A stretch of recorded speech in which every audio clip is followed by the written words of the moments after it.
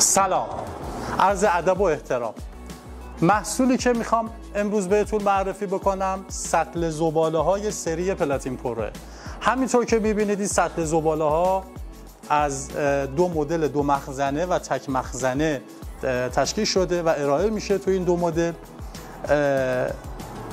این سطل زباله نسبت به نمونه های قبل خودش شاخصه هایی که پیدا کرده، اول اینکه رنگ آنترازیت شده، همینطور که می‌بینید رنگ نوک مدادی و بروزی داخلش استفاده شده.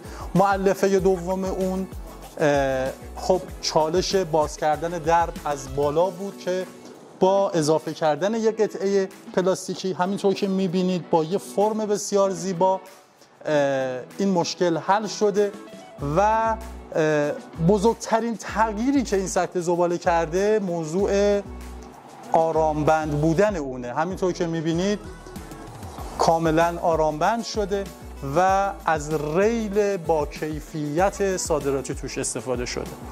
خب سطل زباله از دو مخزن 20 لیتری تشکیل شده. هر مخزنی یک درب داره که جلوی نفوذ بو به بیرون رو میگیره و هر درب یه فیلتر داره. خیلی ها از ما سوال میکنن کاربرد فیلتر چیه؟ ببینید زباله بعد یه مدتی از خودش یه سری بخار یا گاز متصاعد میکنه که اگر این از طریق یک دریچه خارج نشه هم داخل عرق میکنه و هم بوی بد زباله بیشتر میشه. خب ما این قابلیت رو گذاشتیم در عین حال که یک فیلتر نانو وجود داره که مانع خروج بو میشه.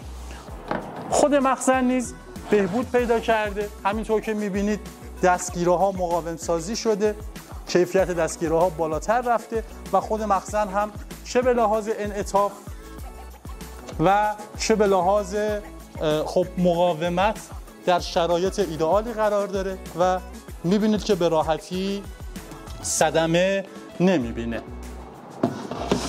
خب مخزن رو سر جاش قرار میدیم، در رو میذاریم و سطل زباله رو میبندیم.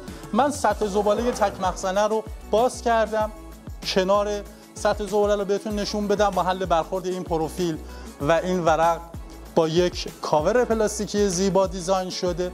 پشت سطل زباله مقاوم سازی شده. ضخامت این ورق در مجموع در همه مساحت‌ها بهبود پیدا کرده و در نهایت اینکه کلاً سطل زباله ها با 4 تا پیچ به راحتی به کف کابینت متصل میشن و نصب بسیار راحتی داره.